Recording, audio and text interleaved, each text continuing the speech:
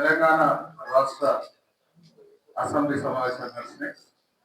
దానిలో మొన్న చాలా రోజుల తర్వాత 2 సంవత్సరాల తర్వాత గజ్వేల్ ప్రజలు గెలిపించి తెలంగాణ ప్రజలు ఇంటికి పంపిస్తే ప్రతిపక్ష పాత్ర పోషించకుండా వచ్చే అని ఒకరోజు 2 నిమిషాల కోసం అట్లా అసెంబ్లీకి వచ్చి పాలమూరు రంగారెడ్డి మీద పిచ్చి పిచ్చి మాటలు మాట్లాడి పోయిండు. దాని తర్వాత అక్కడ ఉన్న వాళ్ళ కొడుకు గాని అల్లుడు గాని వాళ్ళందరూ దాని మీద మా రేవంత్ రెడ్డి గారు ముందుకు వచ్చి అసెంబ్లీలో చర్చ పెట్టాం, దానిలో మీరు పాల్గొనమంటే తోక ముడిచి ఇంటికి వెళ్ళిపోయి వాళ్ళ ఆఫీస్ లో బీఆర్ఎస్ ఆఫీస్ లో వాళ్ళని కార్యక్రమాలు చేసుకున్నారు. చర్చ చేయడానికి ధైర్యం లేక దమ్ము లేక అద్దమ్మలు అక్కడ పోయి అలా పిచ్చి మాట్లాడారు. దాని తర్వాత మామూనాకు సంబంధించిన ఇక్కడ 14 నియోజకవర్గాలు ఉంటే మీరందరూ 9.5-10 సంవత్సరాల్లో అందరూ ఫామ్ హౌస్ చేసుకున్నారు. అక్కడ మీ పెద్దసారు మొదలుగడ వెంట పోతే ఎంతో ఉన్న గడ ఇద్దరు మీ ఎమ్మెల్యేని గెలిపించారు. దాని తర్వాత పార్లమెంట్ లో గుండుస్తున్నా ఇచ్చారు. దాని తర్వాత కంటోన్మెంట్ లో కాంగ్రెస్ పార్టీని గెలిపించారు. దాని తర్వాత జూబ్లీస్ లో కాంగ్రెస్ పార్టీని గెలిపించారు. దాని తర్వాత మన సర్పంచ్ ఎలక్షన్ లో దాదాపు 76% కాంగ్రెస్ పార్టీ మద్దతు ఇచ్చిన అభ్యర్థులు గెలిపించారు.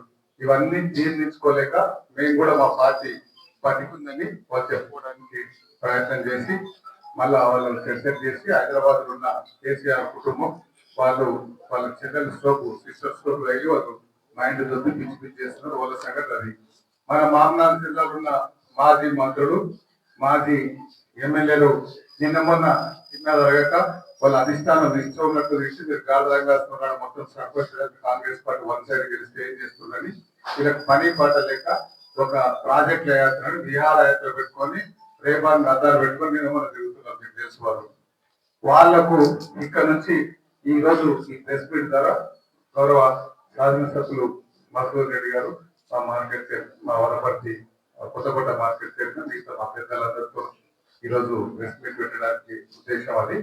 దాంట్లో ఈ మన పాలమూరు రంగారెడ్డికి సంబంధించి ఎలక్షన్ల కన్నా ముందు 2023 అక్టోబర్ లో మీకు తెలుసు అందరికీ కేసీఆర్ వస్తున్నాడు, జాతికి అంకితం చేస్తున్నాం ప్రాజెక్ట్ ను. మేము ఊళ్ళలో అందరూ చెప్పులు గింజలు లోటలు బకెట్లు అన్ని తీసుకురండి, ఇట్లా మోటార్ ఆన్ చేసిన నీళ్ళు పట్టుకొని పోయి అర్జెంట్ ఊళ్ళలో దేవుళ్ళ దగ్గర పూజ చేయాలని చెప్పింది వాళ్ళే. మోటార్ ఆన్ చేసిరు.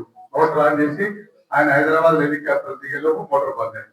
మన వాళ్ళు నిజంగానే అంతా కంప్లీట్ అయిపోయిన తర్వాత వాళ్ళందరికీ ఆ చెంబులు లోటలు అన్ని తీసుకెళ్లి ఊళ్ళలో దేవునికి పూజ చేస్తే ఆ పాలమూరులో ఉన్న దేవతలు దేవుడు అంతా చాలా చాలా గ్రేట్ చాలా పవర్ఫుల్ కాబట్టి వాళ్ళను చిత్తుగా ఓడగొట్టారు. వాళ్ళు చేసింది మోసం చేసిందని తర్వాత తెలుసుకున్నారు. వాళ్లకు ఆ నిన్న విహారయాత్రకు పోయి ఆ డ్యామ్ నెంబడి దాని నెంబడి జరిగే పెద్ద మనుషులకు ఇక్కడ నుంచి మేము ఛాలెంజ్ చేసుకున్నాం, మేము డిమాండ్ చేస్తున్నాం. మీకు అంతకు ముందు కేసీఆర్ తో కానీ అంతకు ముందు ఆ మీ పార్టీ ఇరిగేషన్ మంత్రితో కానీ ఒక్క రోజన్నా మీరు ఫస్ట్ కరవేన పూర్పూర్ దగ్గర వచ్చి మీటింగ్ పెట్టి కృషి చేసుకొని మేము కంప్లీట్ చేస్తామని చెప్పారు. వాళ్ళు కంప్లీట్ చేసిన ఉన్న 2 మంత్రులు కానీ మిగతా ఎమ్మెల్యేలు కానీ ఒక్క రోజన్నా కాళేశ్వరం కంప్లీట్ చేస్తున్నారు. పాలమూరు రంగారెడ్డి ఎందుకు చేస్తలేరని అడిగే ధైర్యం లేని సన్యాసులు మళ్ళీ ఇప్పుడు విహారయాత్ర చేస్తున్నారు. వాళ్ళకు ఇక నుంచి డిమాండ్ చేస్తున్నాం. మీకు తెలిసి తెలియక నేను చాలా సార్లు ప్రెస్ మీట్ పెట్టి చెప్పిన దాదాపు 27,000 కోట్లు మీరు ఖర్చు పెట్టున్నారు. 27 కోట్లు ఖర్చు పెట్టి తలాతో లేకుండా ఈడ నార్లాపూర్ల కంప్లీట్ కాకముందే ఉదండపూర్ల టెండర్ పిలుస్తారు. అట్లా కాకుండా మీరు ఒక ప్లాన్ ప్రకారం చేయలేదు. మరీ ముఖ్యంగా వనపర్తి నియోజకవర్గంలో 2,800 ఎకరాలు ఒక ఏదుల రిజర్వాయర్ తీసి ఆ ఏదుల రిజర్వాయర్ నుంచి వనపర్తి నియోజకవర్గానికి 1 ఎకరా అంటే 1 ఎకరా పొలానికి నీళ్ళు సన్యాసులు ఈ రోజు అజ్జీవాలు కూడా లేదు. ఎక్కడ వాళ్ళు ఈ రోజు మాట్లాడతారు అర్థాలు పెట్టుకొని తెలివి ఉన్నారు. కొంచెం ఆల్రెడీ కర్ర కాల్చి వాత పెట్టున్నారు, బండ కేసి కొట్టున్నారు. ఆయన కూడా సిగ్గు శరం లేకుండా మళ్ళా రోడ్ల మీద వాళ్ళు తిరుగుతున్నారు. కాబట్టి వాళ్ళకు ప్రజలు బుద్ధి చెప్తారు. దాంతో పాటు పాలమూరు రంగారెడ్డికి సంబంధించి బేసికలీ నేను కాంట్రాక్టర్ కాబట్టి దాని మీద నాకు ఐడియా ఉంది. ఫస్ట్ వాళ్ళు దిగిపోయిన నాటికి 27,000 కోట్లు ఖర్చు పెట్టారు. దేనికి పెట్టిండ్రు? 27,000లో 14,000 కోట్లు పంపులకే పెట్టిండ్రు. మా సీఎం గారు చెప్పారు పంపులకే. ఆ పంపులు ఏ కాంట్రాక్టర్ కోసం ఇచ్చిండ్రు?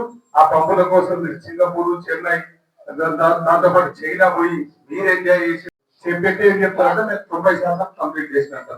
90% అంటే 27,000 కోట్లకు ఇంకా 90% అంటే ఇంకా వాళ్ళు చెప్పిన ప్రకారం 10% అంటే 2,700 కోట్లు. 2,700 కోట్లు నేను ఒక సంవత్సరం క్రితం చెప్పిన. మా రేవంత్ రెడ్డి గారు మన జిల్లా అసెంబ్లీలో అందరం రిక్వెస్ట్ చేస్తాం అన్న. వాళ్ళు పిలిచిన టెండర్లు వాళ్ళే ఇచ్చినారు, వాళ్ళు 90% కంప్లీట్ చేశారట. టెండర్లు వాళ్ళే ఇచ్చిండ్రు, డిపార్ట్మెంట్ అదే ఉంది, కాంట్రాక్టర్లు వాళ్ళే, వాళ్ళు సెలెక్ట్ చేసిన వాళ్ళే, వాళ్ళ కమిషన్ తీసుకున్న వాళ్ళే. మేము 2,700 కోట్లు మేము రిలీజ్ చేస్తాం, మీకు దమ్ము ధైర్యం ఉంటే కంప్లీట్ చేయమని మేము చెప్పినాం. దానికి ఆన్సర్ చెప్పాను, మళ్ళా మొండి మాట్లాడతారు. దాంతో పాటు మొన్నటి వరకు మీ కుటుంబంలో నెంబర్ 3, నెంబర్ 2, నెంబర్ 3 చెప్పే మీ బిడ్డ కవిత మొన్న ఇంతకుముందు చాలా మామూలు ప్రెస్ మీట్ వెళ్ళిపోయి, వనపర్తి వచ్చి ప్రెస్ మీట్ వెళ్ళిపోయి, మీకు ఇచ్చిన పిచ్చి పిచ్చి వాళ్ళకి మా తండ్రి వయసు ఉంది, ఈ పుచ్చ లేచిపోతుందని చెప్పింది. దాని తర్వాత నిన్ననే మండలిలో చెప్పింది. ఏం చెప్పింది? పాలమూరు రంగారెడ్డికి సంబంధించి ఏం తప్పులు చేసి మళ్ళీ మీకు మాట్లాడే నైతిక హక్కు లేదు. ఇక్కడ ఉన్న తెలంగాణ డబ్బులు పంజాబ్ లో, ఢిల్లీలో, బీహార్ లో, మహారాష్ట్ర పోయి మంచిరు, ఇక్కడ ఏం టీకి కట్టలు కట్టిందని మీకు ఉద్ధరించిందని నేను మాట్లాడుతున్నానని మాట్లాడింది. అంతకుముందు ఇంకా చాలా మాట్లాడింది ఆమె. దానికి ఆన్సర్ చెప్పకుండా వాళ్ళ చెల్లెలకి, వాళ్ళ మరదలకు, ఆ కుటుంబానికి, వాళ్ళ కుటుంబ సమయ ఆన్సర్ చెప్పకుండా ఇష్టం ఉన్నట్లు నోటికి వచ్చినట్లు మాట్లాడుతున్నారు. కాబట్టి ముఖ్యంగా ఆ కేటీఆర్ ఇక్కడ నుంచి నీవు ఒక సిరిసిల్ల ఎమ్మెల్యే, మేము వనపర్తి ఎమ్మెల్యే, నీకు ఎంతనో మేము అంతే. మా రేవంత్ రెడ్డి గారి గురించి ఇంకోసారి పిచ్చి పిచ్చి ఏ క్వశ్చన్ మాట్లాడితే ఇక్కడ వనపర్తి నుంచి ఉద్యమం స్టార్ట్ ఇంతకు ముందు కూడా చెప్పినాం, ఒళ్ళు దగ్గర పెట్టుకొని ఉండమని ఆయనకు చెప్తున్నాం. ఆయనను చూసుకొని ఇంటికి తిరిగే విహారత చేస్తున్న ఈ మాజీ మంత్రులు, మాజీ ఎమ్మెల్యేలు, మీకు పాలమూరు రంగారెడ్డి మీద మాట్లాడే నైతిక హక్కే లేదు.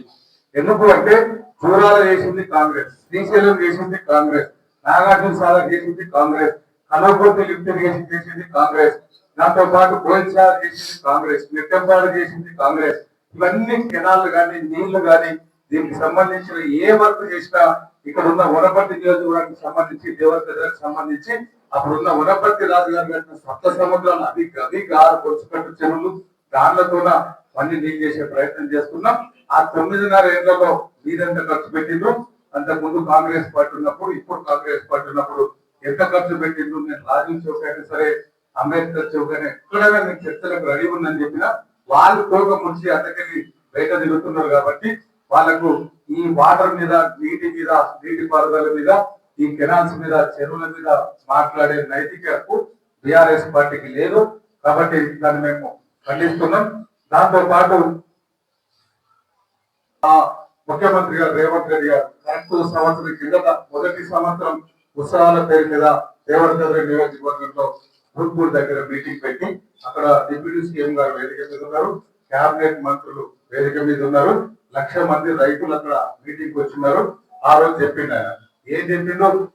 1,00,000 కోట్ల బడ్జెట్ లో ప్రతి సంవత్సరం పాలమూరు వెనుకబడ్డది. నేను ఇక్కడ నుంచి గెలిచి వచ్చిన, ఇక్కడ వచ్చి సీఎం అయ్యే అవకాశం వచ్చింది నాకు. సంవత్సరానికి 20,000 కోట్లు పాలమూరుకు సపరేట్ ప్యాకేజ్ పెట్టుకుంటే మీరందరూ సహకరించాలని వాళ్ళందరినీ ఒప్పించి రాబోయే రోజులలో మీరు చూస్తున్నారు, ఓన్లీ వనపర్తి నియోజకవర్గానికి దాదాపు 1,700 కోట్లు మనం ఛాన్సెస్ తీసుకొచ్చి టెండర్స్ ఇచ్చినాం.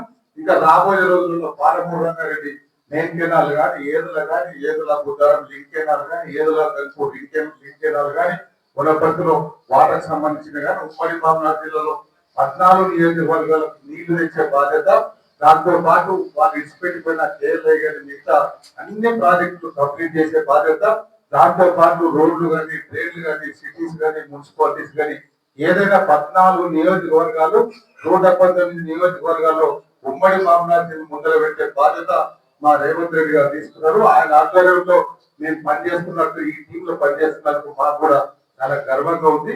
ఇవన్నీ కంప్లీట్ చేసే బాధ్యత మా రేవంత్ రెడ్డి గారు తీసుకున్నారు. మీరు ఎన్ని వేషాలు వేసినా రాబోయే రోజుల్లో మున్సిపల్ ఎలక్షన్ కావచ్చు, లోకల్ బాడీ ఎలక్షన్ కావచ్చు, మళ్ళా 2029 కావచ్చు, మిమ్మల్ని పాలమూరు నమ్మే పరిస్థితి లేదు, మిమ్మల్ని దరిదాపు రానియరు. మీరు ఎన్ని వేషాలు వేసినా మీ వేషాలన్నీ అప్పుడు తెలుసు.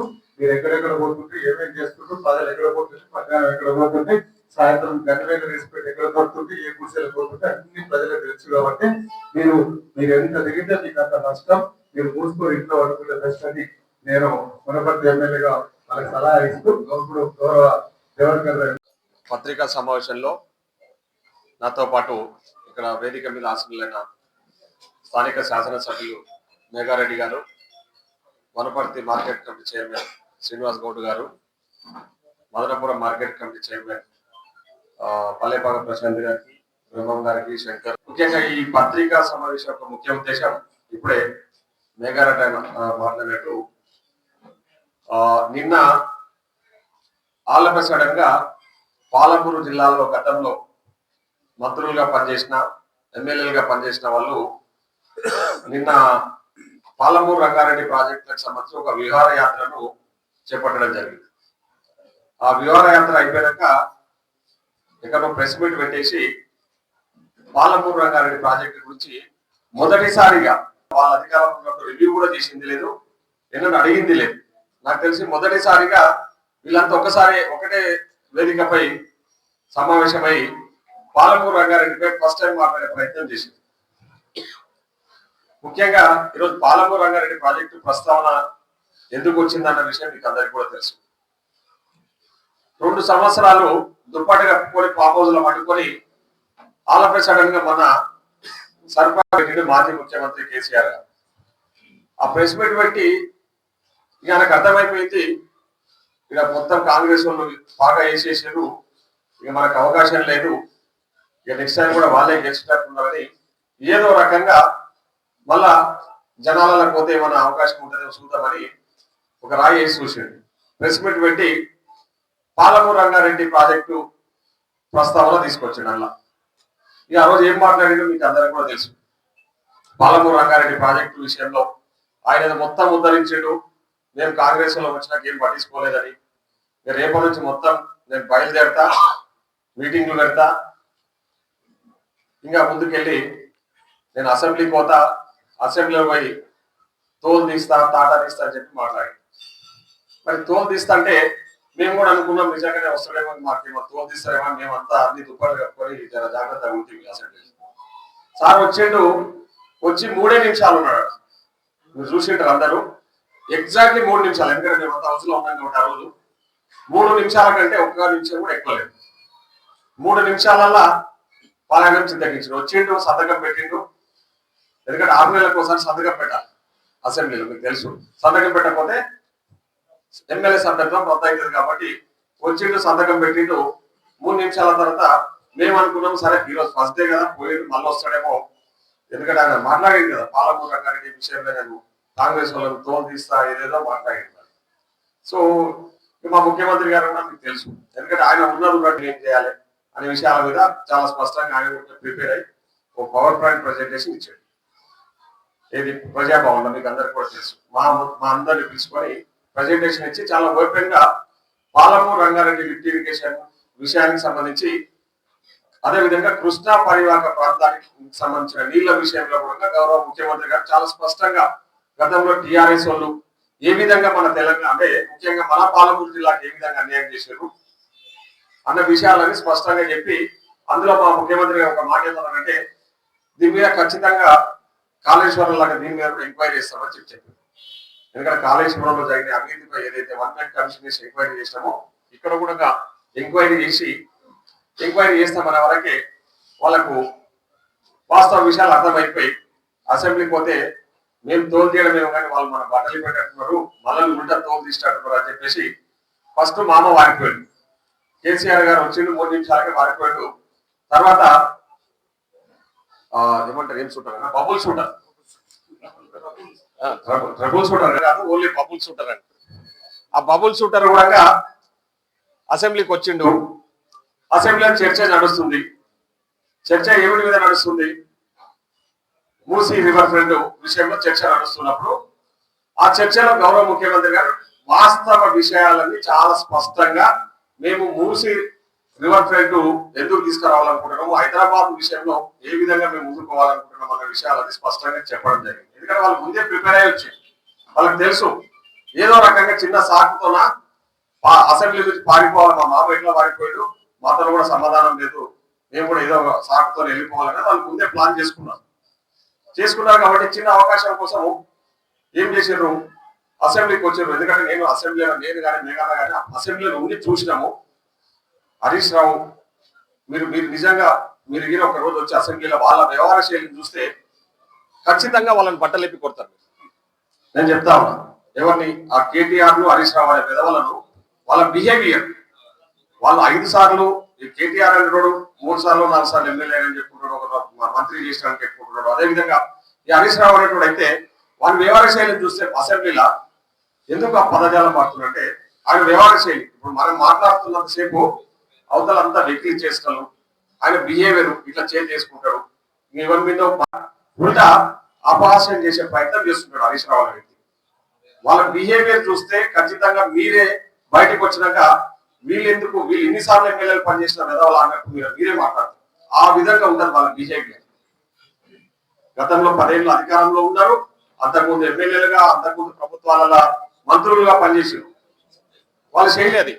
సో ఆ రోజు మన మూసీ రివర్ మీద ముఖ్యమంత్రి గారు మాట్లాడి వాస్తవం చెప్పారు. ఎందుకంటే వాళ్ళు ఆ విధంగా కుళ్ళుకుంటున్నారు.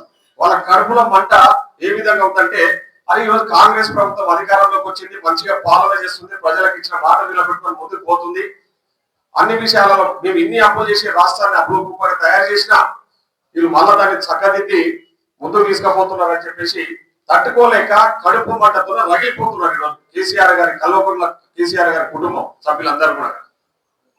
దాన్ని చూసి తట్టుకోలేక ఈ విధంగా చేస్తున్నారు. ముఖ్యమంత్రి గారు వాస్తవాలు మాట్లాడారు. వాళ్ళ కళ్ళల నిప్పులు పోసుకున్నారు, కడుపులో అంటే విషయం కక్కుతా ఉన్నారు అని చెప్పేసి చెప్పే వరకు ఆయన చూసి తట్టుకోలేక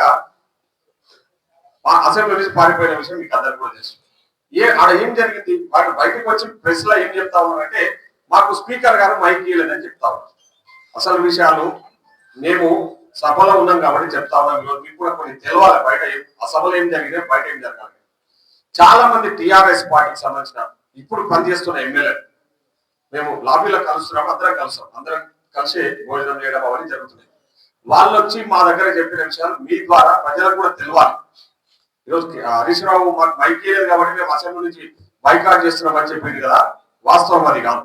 మా దగ్గర ఆ పార్టీలు ఇప్పుడు ప్రజెంట్ గా పనిచేస్తున్న ఎమ్మెల్యేలు ఏం చెప్పారంటే, మేము గతంలో కూడా ఎమ్మెల్యేలుగా ఉన్నాం ఇక్కడ టిఆర్ఎస్ పార్టీలా, కానీ ఎన్నడూ కూడా మాకు మైక్ ఇచ్చే అవకాశం ఇవ్వలే, మమ్మల్ని అసలు పురుగుల్లాగా చూసిరు వాళ్ళు.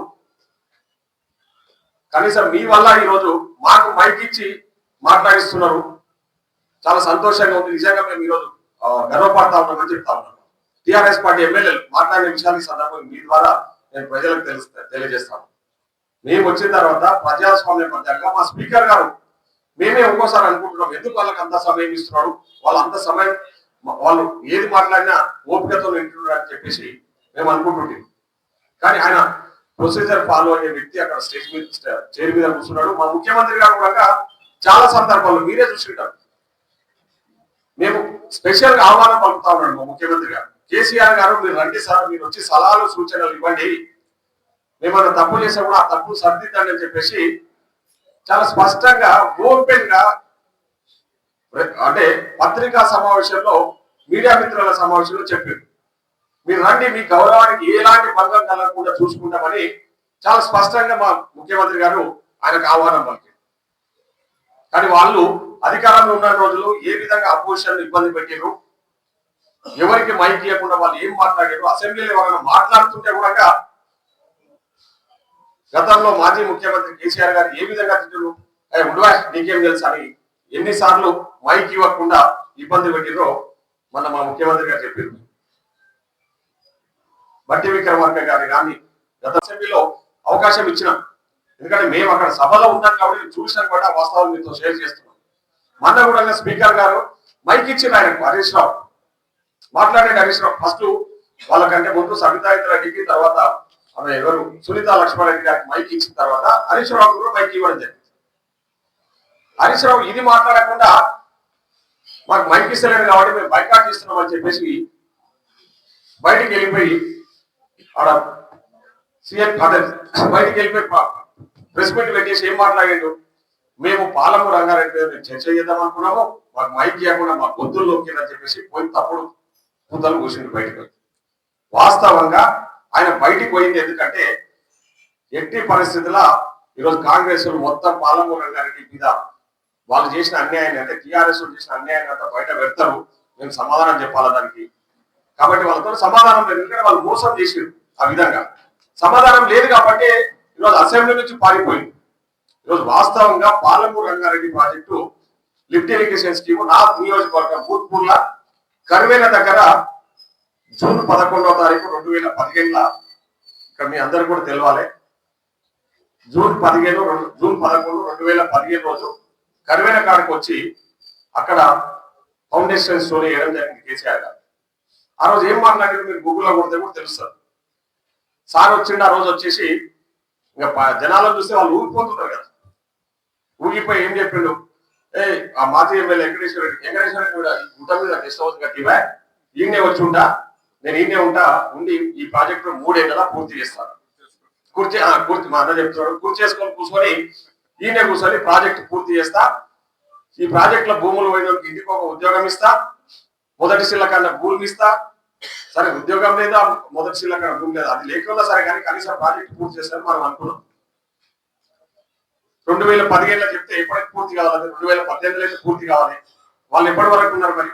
2023 వరకు వాళ్ళే అధికారంలో ఉన్నారు. మరి 3 ఏళ్లలో పూర్తి చేస్తారు, కనీసం 6 ఏళ్లలో కూడా పూర్తి చేయలేరు కదా. దాని తర్వాత 1 ఇయర్ తర్వాత స్టార్ట్ చేసిన కాళేశ్వరాన్ని తీసుకుపోయి కాళేశ్వరం మీద శ్రద్ధ పెట్టి కాళేశ్వరంలో తీసుకుపోయి 1,00,000 కోట్లు గాలి పెడితే ఉద్యోగాలు కూలిపోయింది. దానికి అనుమతులు వస్తాయి, దానికి డబ్బులు కేటాయిస్తారు, దానికి డిపిఆర్లు సమర్పిస్తారు ఆగమేఘాల మీద. 1 ఇయర్ తర్వాత స్టార్ట్ అయిన కాళేశ్వరం మీద ఫోకస్ పెట్టి ఇదే హరీశ్వరరావు, ఇదే కేసీఆర్ గారు పాలమూరు రంగారెడ్డి లిఫ్ట్ ఇరిగేషన్ ప్రాజెక్టును గాలికి వదిలేసి ఆడపోయి అక్కడ 1,00,000 కోట్లు పెట్టికి వచ్చింది. ఇక్కడ పాలమూరు రంగారెడ్డి మాత్రం గాలికి వదిలేసి ఇక్కడ అనుమతులు తీసుకురాలేదు, ప్రాజెక్టును పూర్తి చేయలేదు.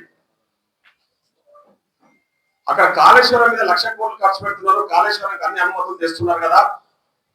మరి మా పాలమూరు రంగారెడ్డిని పట్టించుకోండి, మా పాలమూరు రంగారెడ్డి ప్రాజెక్టును మీరు 3 ఏళ్లలో పూర్తి చేస్తామని చెప్పారు కదా అని చెప్పి ఒక్కడన్నా నిన్న విహారయాత్ర చేసిన మాజీ మంత్రులు the great Niranjan Reddy, the great Srinivas Goud, తర్వాత లక్ష్మారెడ్డి, ఆల వెంకటేశ్వర రెడ్డి, ఆయన ఎవరన్నా